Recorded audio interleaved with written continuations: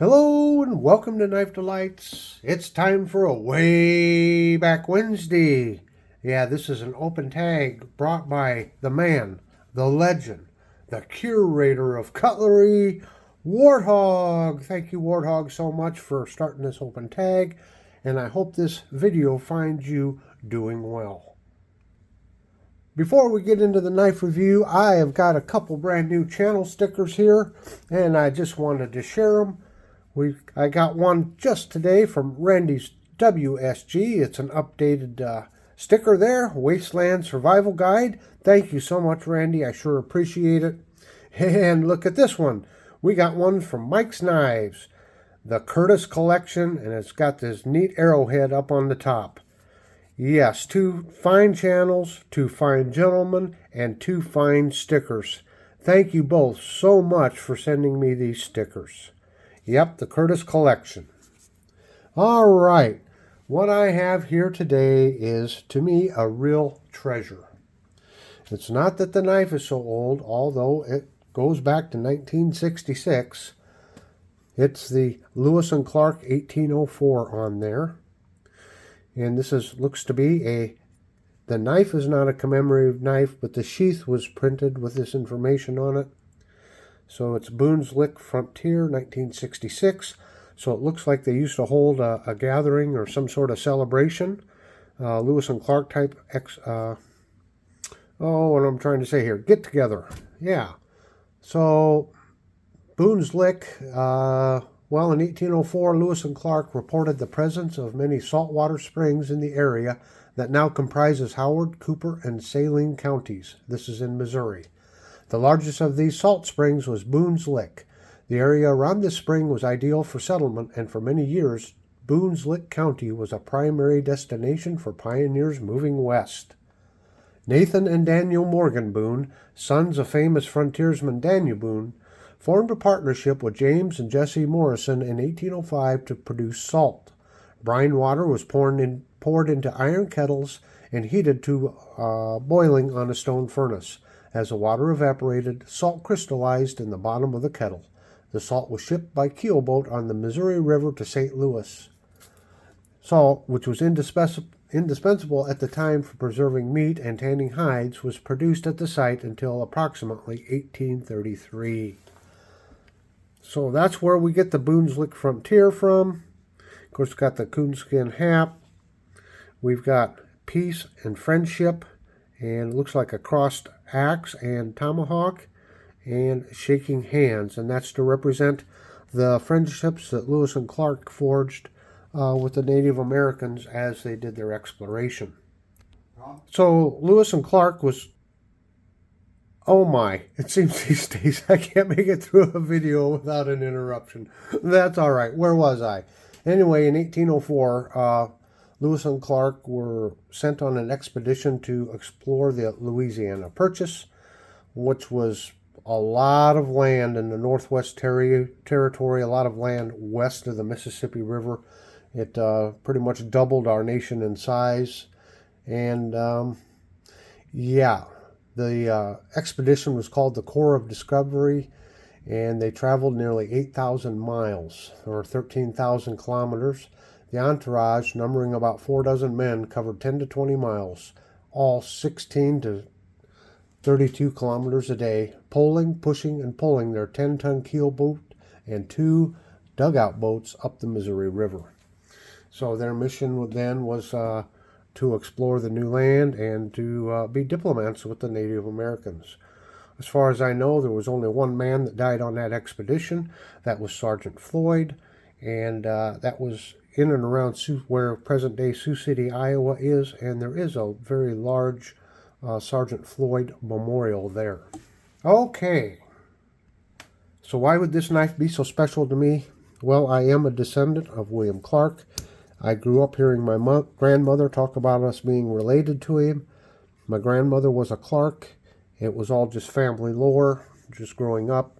And but then my aunt found an obituary of a Thomas Clark, and Thomas Clark was my grandmother's grandfather, and it clearly says in his obituary that he was the nephew of William Clark, so we made that connection.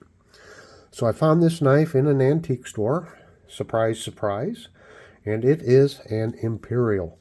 And I have a lot of Imperial slip joint knives, but I don't have, this was my first now fixed blade knife. Let me grab some case paste. You can see that blade's dirty. In the past, I used to clean things up before the video, but I got a lot of good comments about the case paste doing that case trapper, so let's clean it up as I talk. Okay, I was able to find an advertisement in a 1959 Imperial catalog, and I want to credit Collectors of Camillus for putting that catalog online. And I'll put a picture of the ad here at the end of the video, or as soon as I get done talking about it here, and you can pause and study that ad if you want to.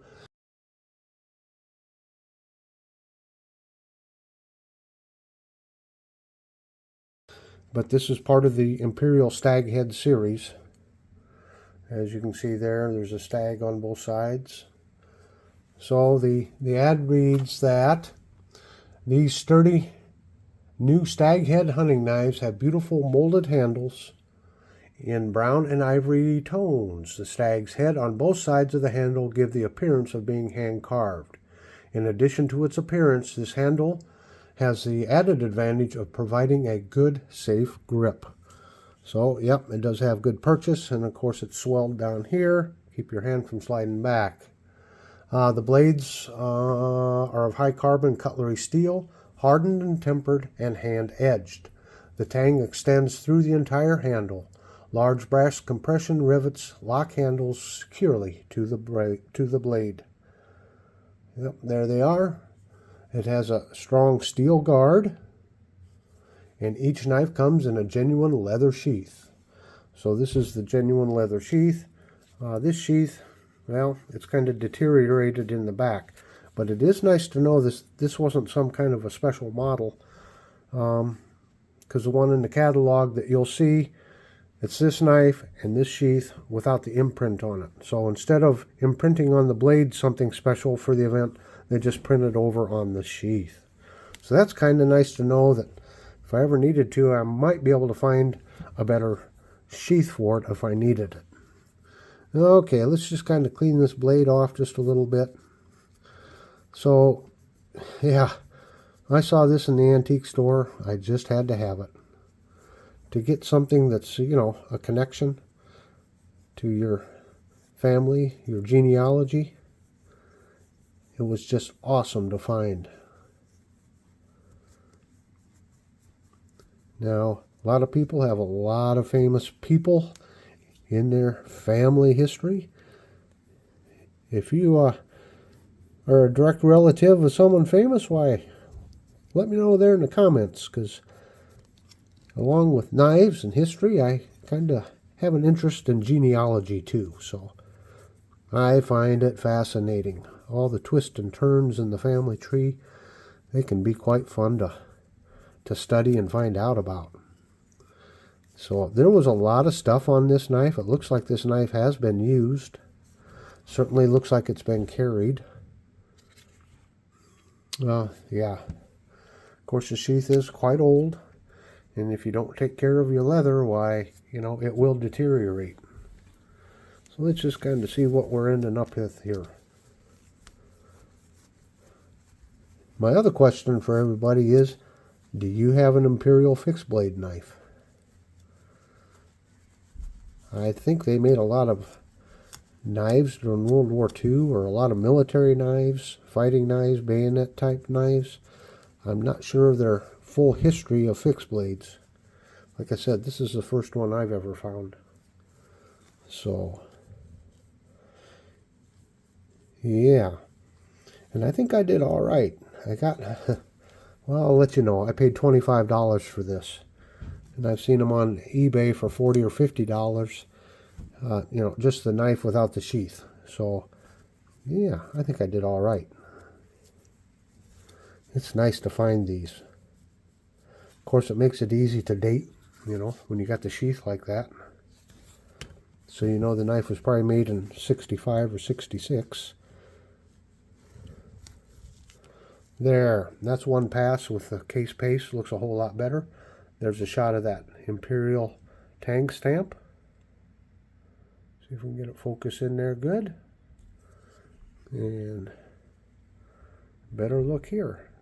It does have a 5-inch overall blade length. Nice stainless steel. Just a very nice knife. Just having the knife itself is great, but having it with this sheath makes it delightful. Well, I hope you've enjoyed this Way Back Wednesday. Once again, Warthog, thanks for starting this great open tag. And until next time, everyone have a very delightful day.